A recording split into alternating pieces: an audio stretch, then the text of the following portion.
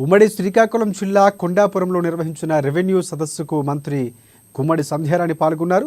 మీ భూమి మీ హక్కు అనే థీమ్తో ఇవాటి నుంచి వచ్చే ఏడాది జనవరి 8 వరకు రెవెన్యూ సదస్సులు నిర్వహించనున్నారు. భూ సమస్యల పరిష్కారంపై ముఖ్యమంత్రి దృష్టి సారించి భూ పట్టాదారు చట్టాన్ని రద్దు చేశారన్నారు. ప్రభుత్వ లోగోతో భూమి పట్టా పాస్ పుస్తకాలు జారీ చేస్తున్నట్లు తెలిపారు.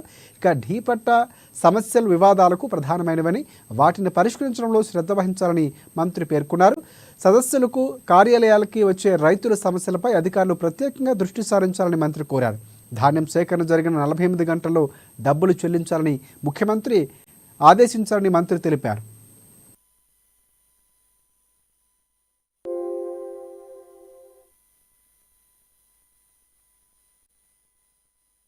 సృష్టించడం, రైతులను అన్యాయం చేయడం గత ప్రభుత్వంలో జరిగినటువంటి చాలా రకాలైనటువంటి విన్యాసాలకి ఈరోజు వాటికి చెక్ పెట్టాలని, అలాగే పాస్ పుస్తకాల మీద అప్పటి ముఖ్యమంత్రి ఫోటోలు కూడా పెట్టి ల్యాండ్ టైటిలింగ్ యాక్ట్ ఒకటి తీసుకొచ్చి రైతుల్ని భయభ్రాంతులకు గురి చేశారు. కాబట్టి వీటన్నిటికీ సమూలంగా స్వస్తి చెప్పాలని చంద్రబాబు నాయుడు గారు 4వసారి ముఖ్యమంత్రి అయిన వెంటనే మొదటి సంతకం మెగా డిఎస్సి మీద పెడితే రెండవ సంతకం భూ టైటిలింగ్ యాక్ట్ ఏదైతే ఉందో దాన్ని రద్దు చేసి రైతులందరికీ కూడా వాళ్ళ తాలూకా పాస్ పుస్తకాల మీద ఎటువంటి ఫోటోలు లేకుండా వాళ్ళ భూమి వాళ్ళ సొంతం అనే విధంగా వాళ్ళకిచ్చి ఈ రోజు కూడా ఎక్కడైనా చిన్న చిన్న సమస్యలుంటే, భూ సమస్యలుంటే వాటిని పరిష్కరించడానికి మీ భూమి మీ ఇంటికి మీ గ్రామంలోనే మీ సమస్యలు పరిష్కరిస్తామని రెవెన్యూ అధికారులందరినీ గ్రామానికి పంపించి సమస్యలు ఏమున్నాయో వాటిని సమూలంగా పరిష్కరించాలనే ఉద్దేశంతోనే ఈ రెవెన్యూ సదస్సులు ఏర్పాటు చేయడం జరుగుతుంది.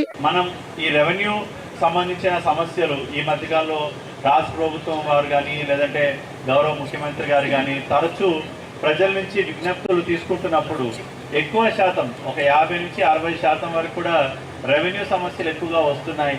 రెవెన్యూ సమస్యలకు సంబంధించి ఒక చెక్ ఒక ప్రాపర్ ప్రాపర్ సొల్యూషన్ ఇవ్వాలి అనే ఉద్దేశంతో ఈ రెవెన్యూ సదస్సులు అనే కార్యక్రమానికి శ్రీకారం చుట్టారు.